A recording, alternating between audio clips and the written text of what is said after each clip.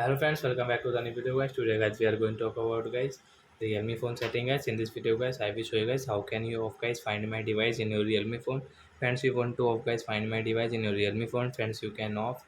So guys, now let's see how to off find my device. So first of all guys, we will on our phone setting to off our find my device. Guys, you can see password and security pins.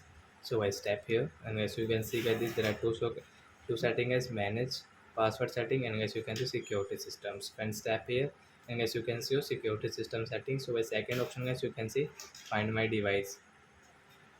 So you will tap here, and guys, is your find my device is on. So as you can off from here guys. So your find my device will off from here, and as you can off your find my device from here.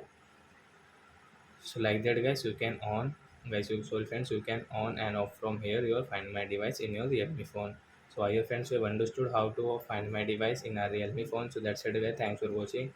Yes, now we will meet on next video. Bye bye friends, thanks for watching the video.